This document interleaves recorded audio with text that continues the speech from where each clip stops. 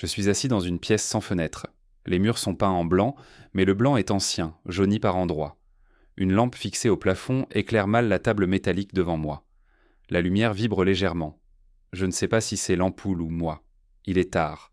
Je le sais parce que le bâtiment est silencieux, et parce que la ville, derrière les murs, a ce bruit étouffé qui n'existe qu'après minuit. Sur la table, il y a un dossier cartonné, fermé par une agrafe rouillée. Sur la couverture, un numéro écrit au stylo bleu. À l'intérieur, des copies. Un procès-verbal, un extrait du casier judiciaire, une coupure de presse plastifiée. Le titre est en caractères gras. Je l'ai lu plusieurs fois. À chaque lecture, je remarque un détail différent. Une date mal placée. Une phrase trop courte. Un nom répété. Le mien n'y figure pas et pourtant tout me concerne. À côté du dossier, il y a un reçu bancaire. Montant 14 600 €. Date 17 avril. Aujourd'hui. Je ne me souviens pas avoir signé quoi que ce soit. Le reçu est pourtant là. Un téléphone portable est posé plus loin, écran noir, je l'ai éteint il y a 1 heure. Il y a encore des traces de doigts sur le verre. Pas les miens, je sais déjà que cette pièce sera photographiée, que quelqu'un décrira la position des objets, l'heure approximative, l'état des lieux. Je sais aussi que certaines vies sont désormais irréversiblement abîmées, qu'il y aura des enquêtes internes, des communiqués prudents, des phrases comme dysfonctionnement ou chaîne de responsabilité. Un nom circule déjà dans les médias. Il est prononcé avec précaution. 20 ans plus tôt, je le prononçais sans réfléchir. Je ne ressens ni fierté ni remords. Seulement une fatigue dense, presque matérielle. Le temps ne s'étire plus. Il se contracte. Chaque minute semble lourde, définitive. Je parle maintenant parce que le silence finit par déformer les souvenirs. Parce que, sans ordre, tout cela ressemblerait à un acte insensé. Et parce que ce qui s'est passé aujourd'hui ne peut pas être compris sans ce qui l'a précédé. Avant, ma vie était ordinaire. Elle l'était au point d'en devenir invisible. Je m'appelle Jules Bernard. J'ai 39 ans. J'en avais 19 quand j'ai été arrêté. J'en avais 39 quand je suis sorti. 20 ans. C'est une durée abstraite tant qu'on ne l'a pas traversée. Pour moi, elle se résume à des murs, des horaires, des corps qui vieillissent trop vite. Mais avant cela, il y avait Nantes. Un appartement au 4e étage, sans ascenseur. Un escalier étroit que je montais et descendais chaque jour en comptant les marches. Je travaillais comme aide-magasinier dans une entreprise de fourniture de construction. Je recevais les livraisons, vérifiais les bons, rangeais des palettes. Le travail ne demandait aucune initiative. Cela me convenait. À la fin du mois, je gagnais environ 1250 €. Je payais le loyer, la nourriture, le reste n'avait pas d'importance. Le soir, je m'asseyais souvent dans le même café, à l'angle de la rue. Un café noir, toujours le même. Je regardais passer les gens. Je ne pensais pas beaucoup. Je n'avais pas l'impression de manquer de quelque chose. J'avais un ami. Il s'appelait Laurent Moreau. Nous nous connaissions depuis le lycée. Laurent parlait fort, riait souvent, attirait naturellement l'attention. Il faisait des projets. Moi, je les écoutais. Nous nous voyions presque tous les jours. Parfois, nous buvions une bière sur les quais. Parfois, nous marchions sans but précis. Il me racontait ses idées, ses rencontres, ses envies de réussite. Je ne l'enviais pas. Je pensais simplement que nos places étaient indifférentes. Le dimanche, je rendais visite à ma mère. Elle vivait seule en périphérie de la ville. Elle cuisinait trop, me posait toujours les mêmes questions. Je répondais que tout allait de bien. À ce moment-là, c'était vrai. Il arrivait que Laurent dorme chez moi. Nous parlions tard, allongés sur des matelas posés au sol. Il fumait près de la fenêtre ouverte. Les cendres tombèrent sur le rebord.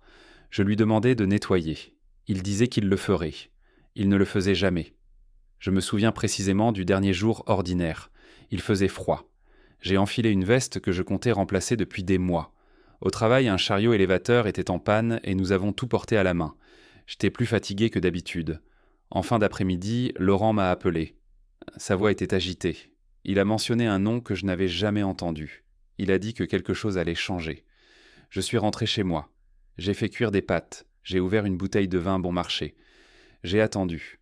À ce moment-là, je ne savais pas encore que cette soirée serait la dernière sans calcul, sans méfiance, sans mémoire forcée. Laurent devait arriver dans 30 minutes. J'ai regardé l'heure. J'ai éteint la lumière de la cuisine. Et je me suis assis. Je me suis assis sur le canapé, dos contre le mur. La télévision était allumée sans le son. Une émission quelconque. Je regardais les mouvements des lèvres sans chercher à comprendre. Laurent est arrivé avec 10 minutes de retard. Il a frappé 2 fois, comme toujours. Quand j'ai ouvert, il souriait. Son manteau était humide. Il a dit qu'il pleuvait. Je ne m'en souvenais pas. Il est entré sans enlever ses chaussures. Il a regardé autour de lui comme s'il découvrait l'appartement pour la première fois. Il parlait vite, trop vite. Il a évoqué un rendez-vous, de l'argent, une opportunité.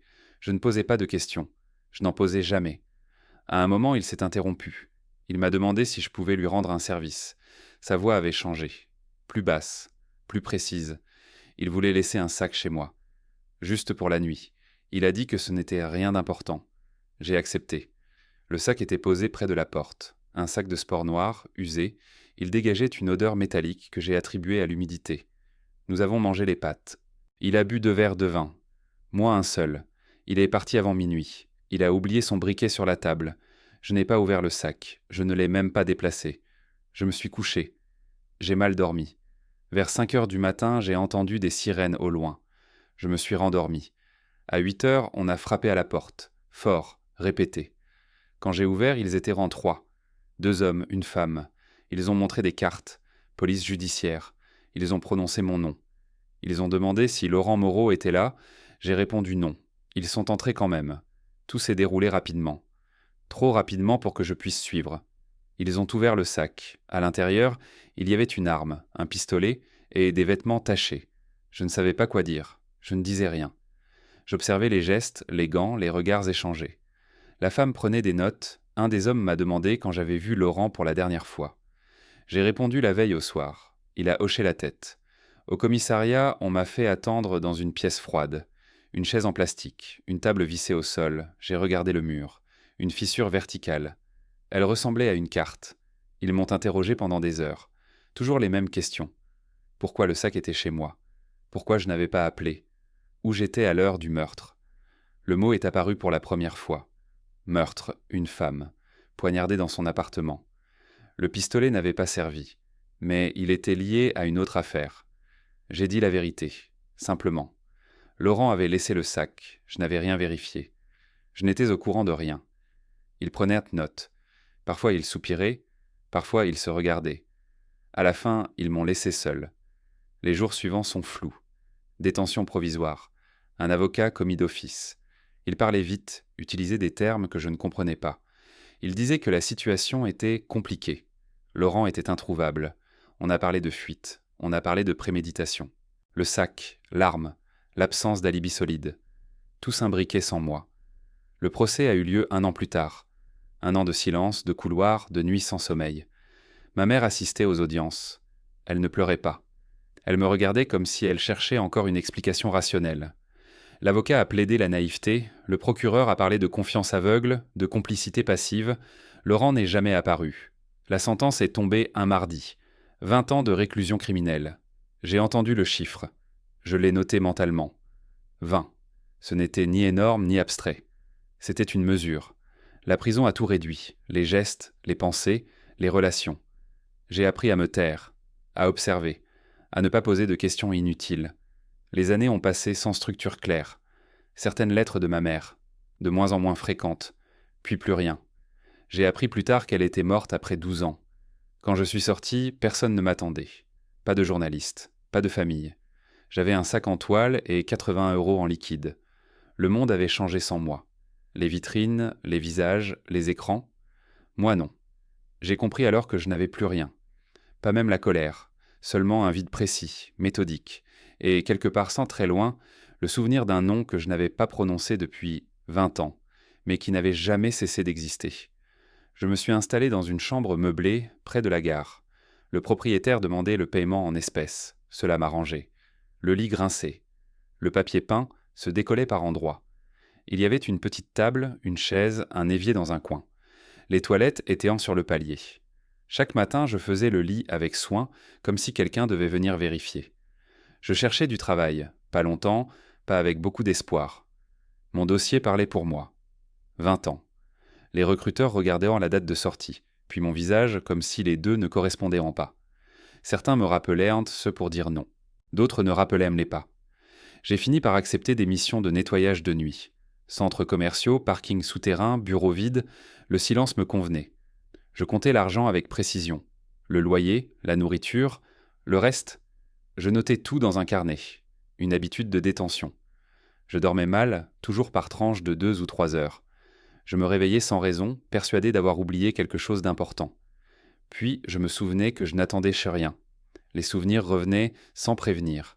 Pas les grands moments, les détails, le bruit d'un briquet, l'odeur du vin bon marché, une phrase inachevée. Je pensais rarement à la prison elle-même. Elle était intégrée. Je pensais à ce qui avait continué sans moi, aux décisions prises ailleurs en mon absence. Un soir, en sortant d'un chantier, je me suis arrêté devant une vitrine. Un écran diffusait un journal télévisé. Je ne regarde presque jamais les informations. Cette fois, je suis resté. Il y avait un sujet économique, une entreprise de logistique en pleine expansion. Le fondateur souriait à la caméra. Costume sombre, voix assurée, le nom est apparu en bas de l'écran. Laurent Moreau. Je n'ai pas réagi immédiatement. J'ai d'abord pensé à une coïncidence. Puis le visage s'est rapproché. Les mêmes yeux, plus âgés, plus durs. Il parlait de réussite, de persévérance, de seconde chance. Le reportage évoquait un parcours atypique.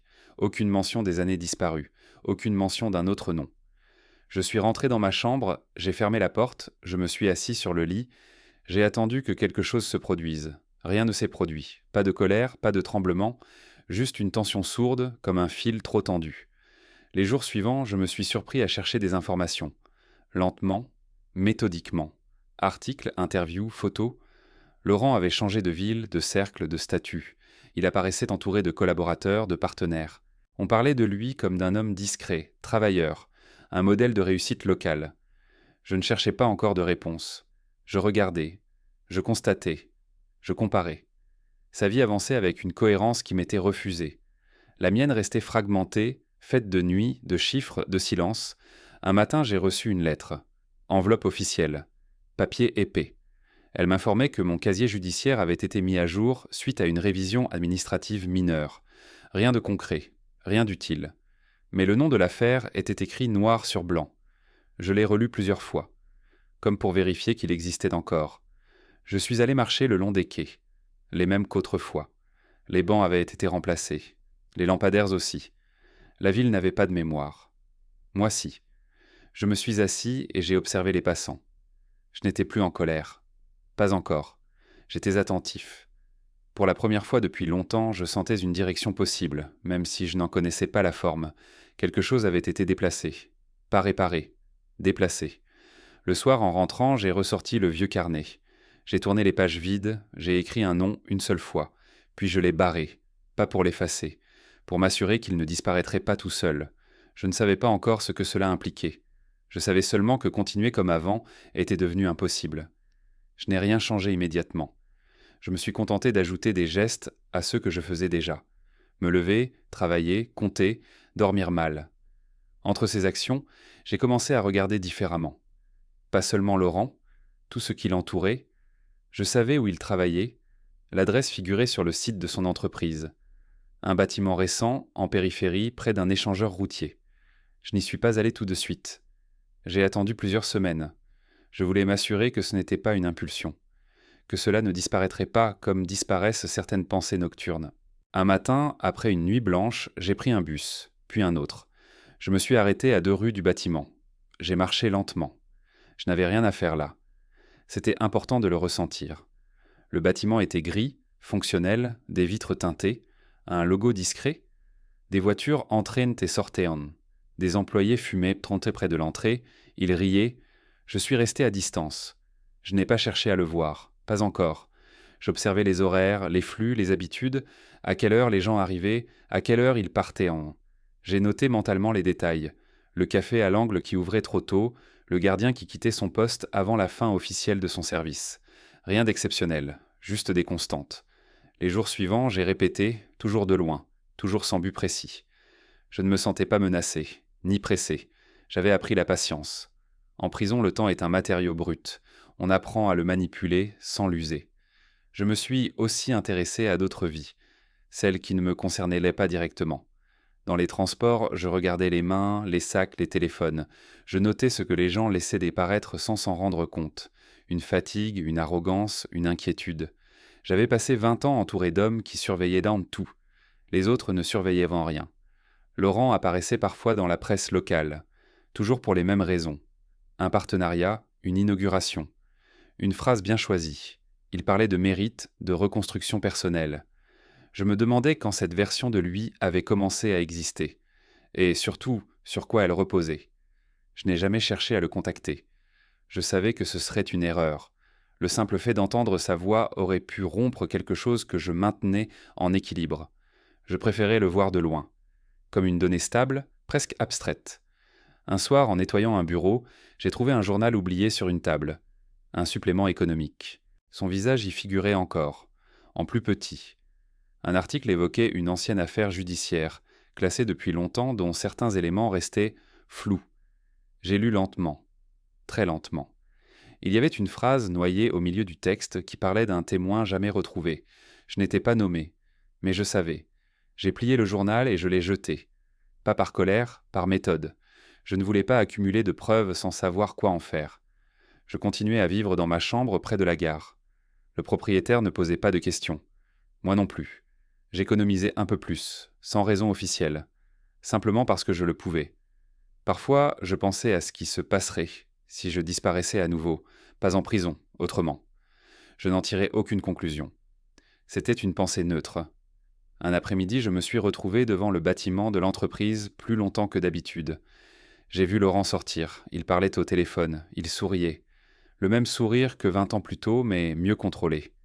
Il était monté dans une voiture sombre. Elle était partie sans hésiter. Je suis resté immobile. Je n'ai pas ressenti de choc, juste une confirmation. Quelque chose s'est alors fixé en moi. Pas un plan, pas encore. Plutôt une limite atteinte. Je suis rentré à pied. Le trajet a été long, j'ai pensé à ma mère, à la fissure sur le mur du commissariat, à la date écrite sur le reçu bancaire que je n'avais pas encore en main, mais dont l'idée existait déjà. Ce soir-là, dans ma chambre, j'ai compris que l'observation ne suffirait plus. Pas parce que je voulais agir, mais parce que ne rien faire était devenu une action en soi, et qu'elle commençait à me coûter plus cher que le reste. Je n'ai pas pris de décision brutale. Ce serait faux de le dire. Ce qui s'est produit ressemblait plutôt à un alignement progressif, comme lorsque plusieurs contraintes finissent par imposer une seule trajectoire possible. Je n'ai jamais pensé en termes de vengeance. Le mot est trop large, trop chargé. Je pensais en termes d'équilibre.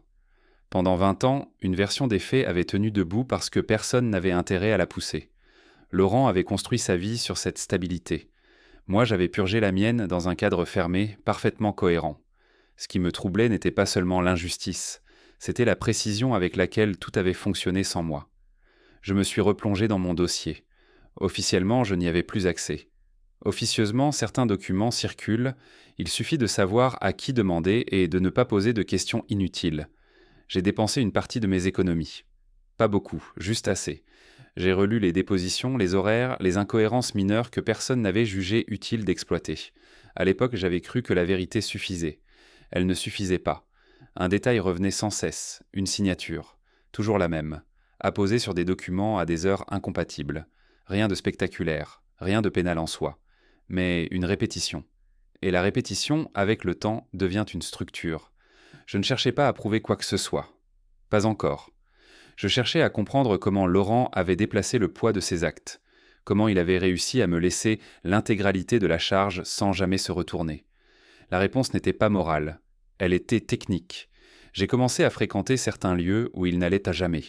Des bars discrets, des salles d'attente, des couloirs administratifs. J'écoutais, je mémorisais. Les gens parlent plus qu'ils ne le pensent, surtout lorsqu'ils estiment ne rien risquer. Le nom de Laurent revenait parfois, toujours associé à des termes positifs, sauf quand il n'était pas prononcé directement. Un soir, j'ai rencontré un ancien collaborateur à lui, par hasard. Il avait quitté l'entreprise récemment. Il buvait trop, il parlait trop, je n'ai rien demandé. Je l'ai laissé remplir les silences. Il a évoqué des dossiers sensibles, des arrangements anciens, des services rendus au bon moment. Il n'a jamais parlé de meurtre. Il n'en avait pas besoin. En rentrant, j'ai fait un calcul simple, le même que je faisais en prison. Temps disponible, ressources, risques. Je n'avais rien à perdre, mais ce n'était pas un avantage. C'était une donnée neutre. En revanche, Laurent avait beaucoup à préserver, une image, des partenaires, une narration publique. C'était là que se situait la symétrie. Je ne voulais pas le confronter. La confrontation suppose un échange. Je ne cherchais pas d'échange. Je cherchais une restitution. Quelque chose de froid, de vérifiable, qui ne dépendrait ni de mes émotions, ni de ses réactions. J'ai fixé une date, pas pour agir, mais pour cesser d'observer. Une date après laquelle continuer à regarder serait devenu une forme de lâcheté. J'ai noté ce jour dans mon carnet. Je n'ai rien écrit à côté. Pas besoin. À partir de ce moment, chaque geste a pris une fonction. Chaque déplacement, chaque dépense, chaque silence. Je continuais à nettoyer des bureaux la nuit. Personne ne faisait attention à moi. C'était un avantage. J'ai commencé à rassembler des éléments. Pas des preuves au sens judiciaire, des points de pression, des liaisons fragiles, des dépendances. Je dormais encore moins. Mais je me réveillais avec une clarté nouvelle. Pas de rage, pas d'excitation. Une logique froide, presque administrative. Un matin, j'ai reçu un courriel, une invitation à une conférence professionnelle. Le nom de Laurent figurait parmi les intervenants. L'événement aurait lieu dans un mois. J'ai regardé la date longtemps. Puis j'ai fermé l'ordinateur. Je savais alors que je venais de franchir quelque chose. Pas un seuil spectaculaire. Une ligne fine, mais définitive.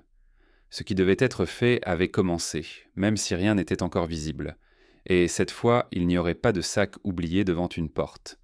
Le jour de la conférence est arrivé sans solennité. Le ciel était couvert. Une pluie fine tombait depuis le matin. J'étais dans la salle bien avant l'heure. Personne ne faisait attention à moi. J'étais assis au fond, légèrement sur le côté. J'avais choisi cette place pour pouvoir partir sans être vu. Laurent est monté sur scène avec assurance. Costume sombre, voix posée. Il parlait de croissance, de responsabilité, de transparence. Les mots étaient maîtrisés. Le public acquiesçait. Je regardais ses mains. Elles ne tremblaient pas. Elles n'avaient jamais tremblé. Je n'ai rien fait pendant son intervention. Ce n'était pas le moment. Ce n'était pas nécessaire. Ce qui comptait avait été préparé ailleurs, bien avant. Les documents ont été transmis, les recoupements effectués, les contradictions mises en évidence par des personnes qui n'avaient aucun lien avec moi. C'était important. Je n'apparaissais nulle part. 2 jours plus tard, les premiers articles sont sortis. Des formulations prudentes, des questions. Puis d'autres publications, plus directes, des titres parlant de zones d'ombre, de baies passées dissimulées. Une enquête interne a été annoncée. Les partenaires ont suspendu leur collaboration. Rien de brutal, rien d'illégal, une mécanique ordinaire. Laurent m'a appelé, une seule fois. Le numéro s'est affiché sur l'écran, je n'ai pas répondu, je n'avais rien à lui dire. Ce n'était plus une affaire personnelle. C'était devenu un ensemble de faits. La police m'a contacté plus tard, pas comme suspect, comme témoin potentiel. Le dossier avait été rouvert. Certains éléments avaient refait surface, des témoignages anciens, des incohérences enfin prises au sérieux. J'ai répondu aux questions, calmement, sans insister. J'avais appris que trop expliquer affaiblit les choses. Quand ils m'ont parlé de compensation financière, j'ai hoché la tête. C'est ainsi que le reçu est arrivé. 4600 €, une somme précise, insuffisante, symbolique. Je ne l'ai pas touchée. Elle est restée sur la table. Laurent a disparu des médias. Puis de la ville. On parlait de dépression, de retrait volontaire. Certains évoquaient une responsabilité partielle, d'autres une erreur collective. Personne ne parlait de moi. Cela me convenait. Je suis revenu dans cette pièce sans fenêtre pour enregistrer ceci. Pas pour me justifier. Pas pour laisser une trace héroïque, simplement pour fixer l'ordre des choses. Ce qui a été pris m'a été rendu sous une forme administrative. Le reste ne reviendra pas. Je ne ressens rien de particulier. Pas de victoire. Pas de vide spectaculaire. La fatigue c'est toujours là. Peut-être un peu plus légère. Peut-être pas. Je vais quitter la ville. Pas pour fuir. Pour ne pas rester. Il y a des lieux qui retiennent trop longtemps les mêmes visages. Le téléphone est toujours éteint. Le dossier est refermé. Quand quelqu'un entrera ici, il constatera simplement qu'un homme est passé, qu'il a laissé des objets alignés. Rien d'autre. C'est suffisant.